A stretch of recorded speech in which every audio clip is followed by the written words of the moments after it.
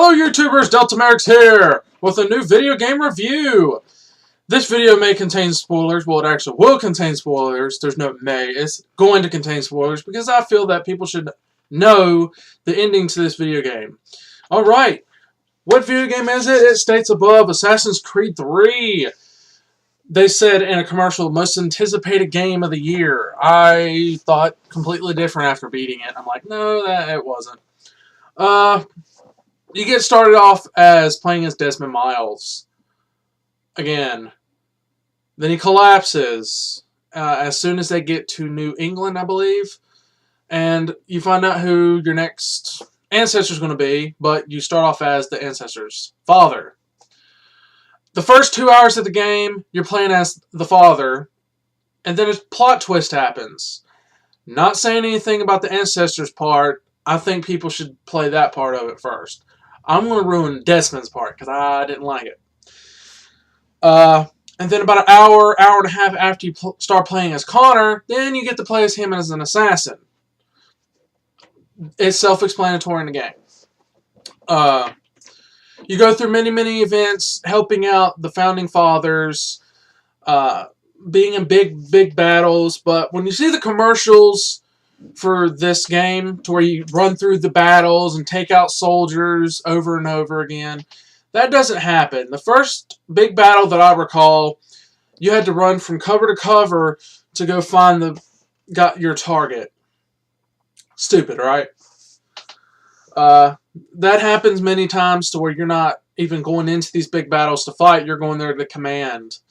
You get behind these people, tell them where to shoot and all that stuff. Do they not know how to shoot themselves? What? Or not shoot them. Yeah, they probably know how to shoot themselves, but I mean shoot also without command. But anyway, your main targets are the people who, the Templars, of course, who come through these places, and you must, assassinate them. Sort of. Another major part of the game that was kind of ruined for me was you don't have to rely for your assassinations. You don't have to rely on being sneaky. My first mission to assassinate someone, not even 2 seconds in, I was discovered. So then the main guy runs away. Most of the time, you will be in battles instead of being sneaky. When you do have the sneaky ones, it's the eavesdrop. Other than that, you are going to these missions having to fight. It irritated me that you had to do that. There are some missions you have to do stealth. But this game revolves around having to kill your targets with melee attacks, not assassinations. That drew the score down with me.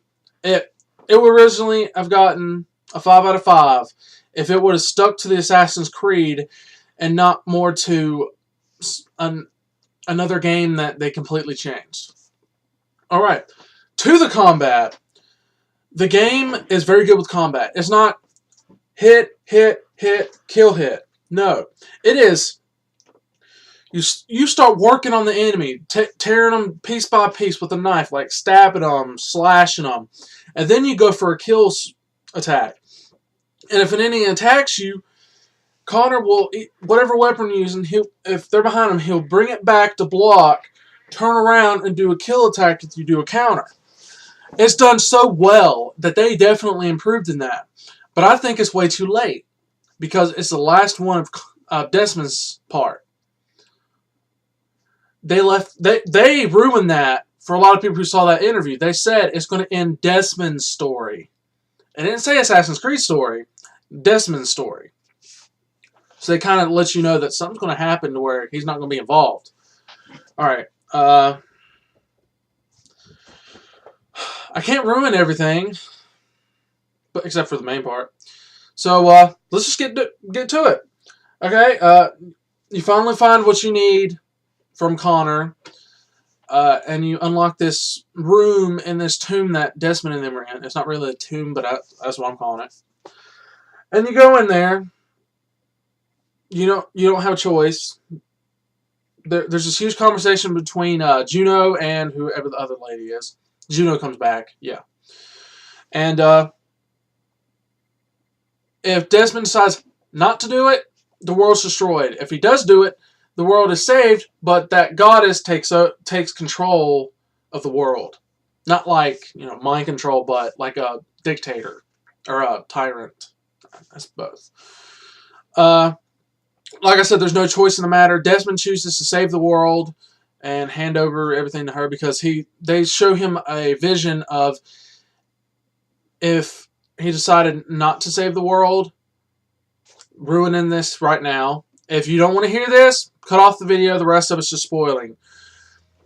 Desmond sees a vision of if he does not save the world, he and his people are going to survive this horrific event, and he becomes like a prophet, sort of, in teaching people the ways of assassins, not like assassination, but the good and bad and everything. But then there are people out there that take it the different way and become the Templars again. So basically what they're saying is if he chose not to save the world, that they're going to have a cycle that's going to go directly back to doing everything else again. So Desmond chooses to save the world. What happens? He drops over dead. Then you go to an overview of the planet, and it shows this like shield coming over, protecting the planet from the sun rays of the sun. Well, obviously the sun. And then it goes through the credits for a little bit, and it shows this scene of this woman. She's like, now it's my time. So Desmond's laying there dead, and this woman just goes out. That's the end of the game. That is the end of Desmond's part. He drops dead, and they left it wide open for a sequel. Assassin's Creed 4. Sure, go ahead. I think I'll rent that. I'm dead serious. I think they should keep the combat, but add more to assassinations. To assassinate more people, to sneak up on these people. Because, of course, you're in New America. There's not tall buildings, there's not this, there's not that. It's expected to where you're going to have to do a lot of fighting. I think for Assassin's Creed 4, if they decide to make one, it should be a modern version. And I don't care who they play as. I mean, there's Assassin's Creed Liberation where you play as a female.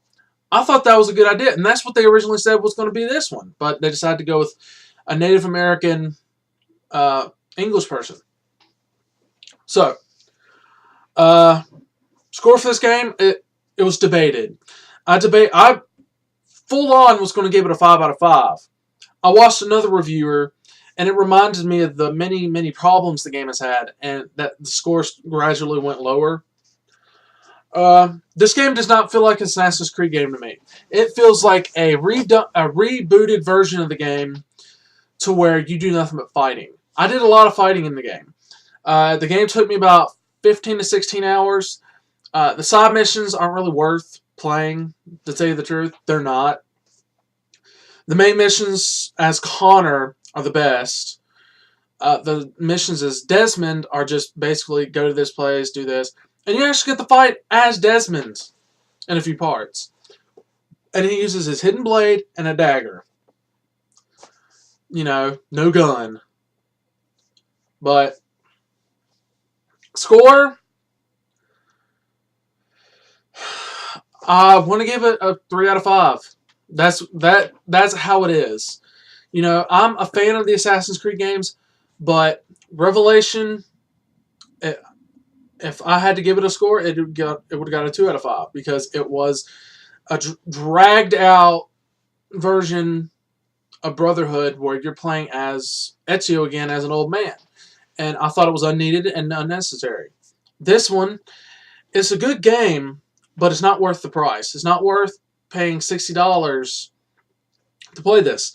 So get it on Black Friday because I saw that on Black Friday it's going to be like $30 or $40. Buy it then. That's this Friday. Today is the 19th. That's this Friday. So, this is Delta Merrix with Assassin's Creed 3. Signing out.